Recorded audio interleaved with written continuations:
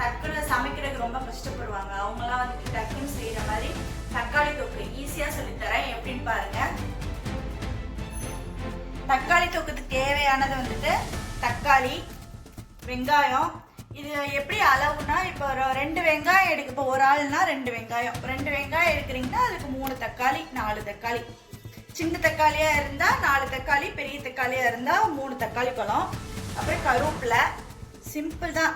அப்புறம் கடுகு, சீரகம், எண்ணெய், அப்புறம் சில்லி பவுடர் பொடி.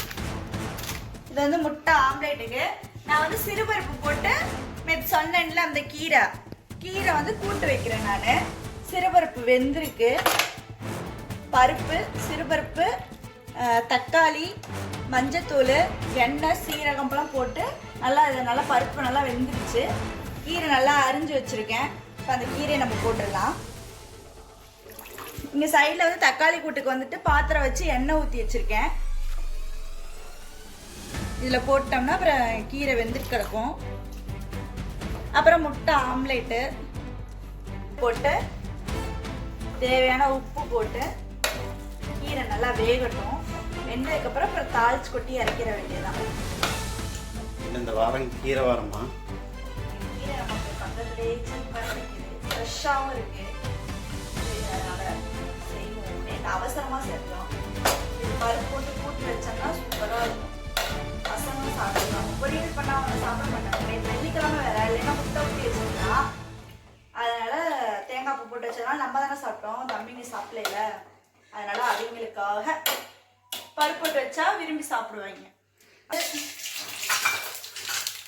உளுத்தம்பருப்பு,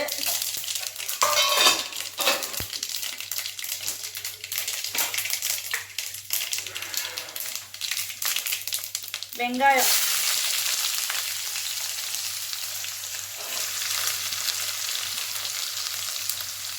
சிம்பிளான ரெசிபி தான். டேஸ்டியாக இருக்கும். இதை ஒவ்வொரு ஊரில் ஒவ்வொரு மாதிரி சொல்லுவாங்க. தக்காளி கூட்டுன்னு சொல்லுவாங்க, தக்காளி தொக்குன்னு சொல்லுவாங்க, தக்காளி மசியல், தக்காளி களையல். ஆனால் ஒன்று தான், ஒன்றுக்கு இவ்வளோ பேர். ஒவ்வொரு ஏரியாவில் ஒவ்வொரு மாதிரி சொல்லுவாங்க. ஆனால் இங்கே தக்காளி தொக்கு, நாங்கள் தக்காளி தொக்குன்னு தான் சொல்லுவோம்.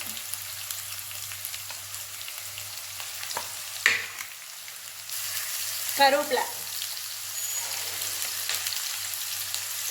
தலன்னு இருக்கா. கீரை என்ன தூங்குதா? கீரை கொதிக்கணும்ல.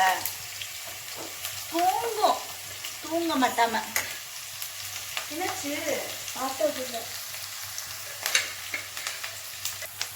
வெங்காயம் நல்லா வதங்கிடுச்சு. இப்போ தக்காளி, தேவையான தக்காளி.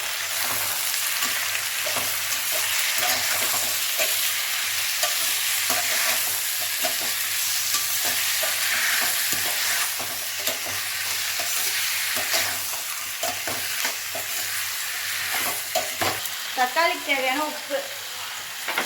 இப்போ நல்லா தக்காளி வேகட்டும். நல்லா தக்காளி வேகணும்.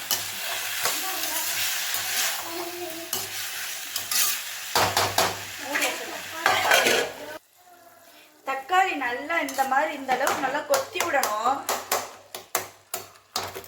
நல்லா கொத்தி விட்டிங்கன்னா தான் நல்லா மசிஞ்ச மாதிரி ஆகும், நல்லா கடைஞ்ச மாதிரி இருக்கும். அந்த அளவுக்கு நல்லா கைட்டு நல்லா கொத்தி விடணும். நீங்கள் மூடி போட்டு வச்சாலே கொஞ்ச நேரத்தில் தக்காளி நல்லா வெந்துருச்சுன்னா அப்புறம் ஈஸி தான். அப்புறம் அப்படியே கொத்தி விட்டிங்கன்னு வச்சுக்கோங்களேன், நல்லா அப்படியே கொத்தி விட்டிங்கன்னா நல்லா மசிஞ்ச மாதிரி ஆயிரும். பார்த்தீங்கன்னா தெரியுதா? தக்காளி இந்த அளவுக்கு நல்லா கொத்தி விடணும். டக்குன்னு ஆம்லேட் போடுறோம், டக்குன்னு தாளிக்கிறோம் அப்படின்னு நினச்சிக்கோங்களேன், ஈஸியானது தான்.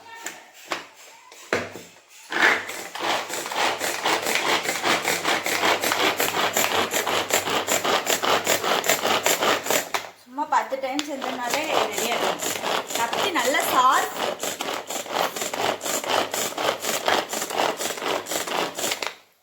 பண்ணிக்கலாம். பொறுமையாக இருக்கவங்க கத்தியிலே வெட்டிக்கலாம். இப்போ அந்த வேலைக்கு போகிறவங்க, இந்த மாதிரி அவசரமாயிருச்சு டக்குன்னு செய்யணும் அப்படின்னா இந்த மாதிரி டெக்னாலஜி தான் ரொம்ப டெவலப் ஆயிடுச்சு எல்லாத்துக்குமே. மிஷினு.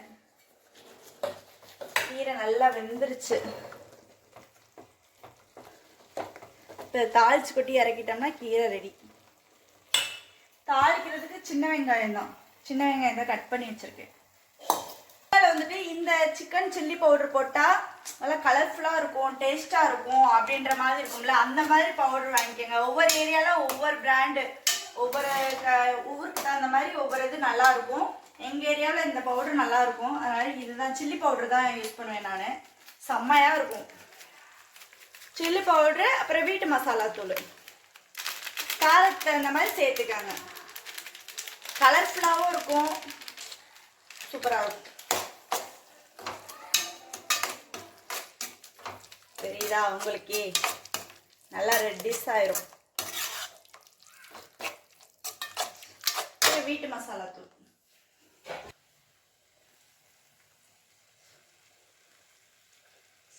கொஞ்சம் போட்டுருமா?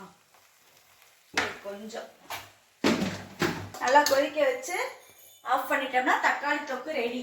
Very very simple recipe.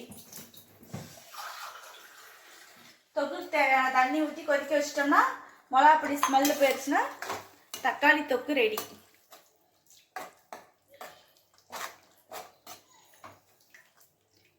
சாப்பாடு கிளறி ஸ்கூலுக்கு பசங்களுக்கும் கொடுத்து விடலாம்.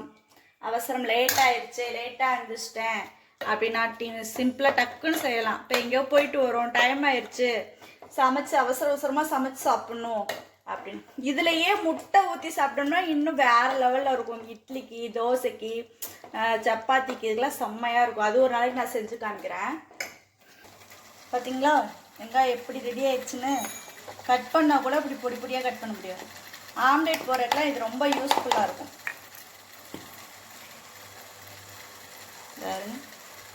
செம்மையாக இருக்கு. எதுக்கு? தாளிப்புக்கு, கீரைக்கு. ஆம்லேட்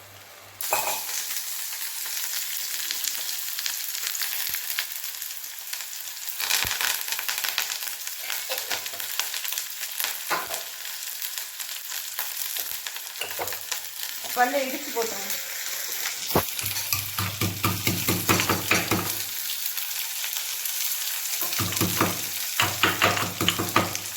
கீரைக்கு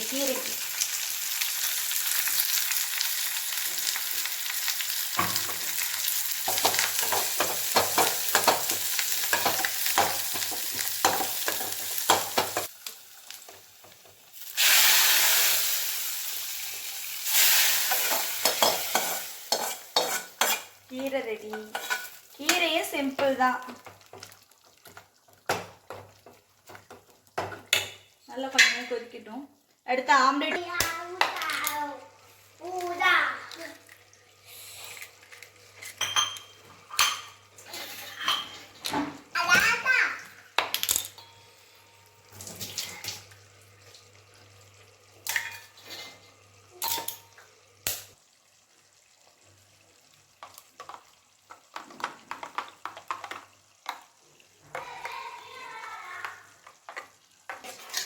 தக்காளி தொக்கு ரெடி ஆயிடுச்சு. இப்போ நம்ம ஆஃப் பண்ணிடலாம். தக்காளி கடைசல் பார்த்தீங்களா? தக்காளி நல்லா கடையணும். நல்லா கொத்தி விட்டிங்கனாலே அது நல்லா மையா இதாயிரும். தக்காளி கடைசல் ரெடி. ஆஃப் பண்ணிடலாம். போட்டுக்கலாம்.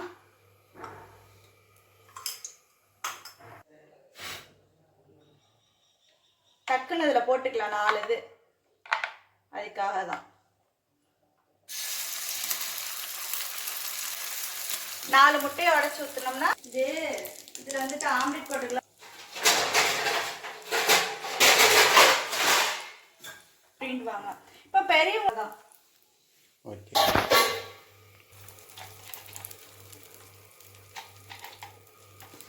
பரவாயில்ல. ஃபஸ்ட் டைத்துல வந்துருச்சு. எதுவுமே பண்ணலாம். இதுக்கு நான்ஸ்டிக் தவா ஒன்றும் பிரச்சனை இல்லை. இரும்பு கல் தான் வராதோ? இரும்பு கல் தான் நம்ம பழக்கணும். நான்ஸ்டிக் தவாவை பொறுத்த வரைக்கும் வந்துடும். அவ்வளோதானா? போய் குளிக்கலாமா? தள்ளுங்க. இங்கிட்ட சுட்டுப்படும். நீ அம்மா சொல்கிறேன்னு போட்டு விட்றாத, சரியா? உனக்கெல்லாம் போட்டுட்டு தெரியாது. சமையல் வேலையெல்லாம் முடிச்சாச்சு. இப்போ என்னென்ன சமைச்சிருக்கோன்னு பார்க்கலாம் வாங்க. சுட சுட சாதம், சிம்பிளான தக்காளி தொக்கு,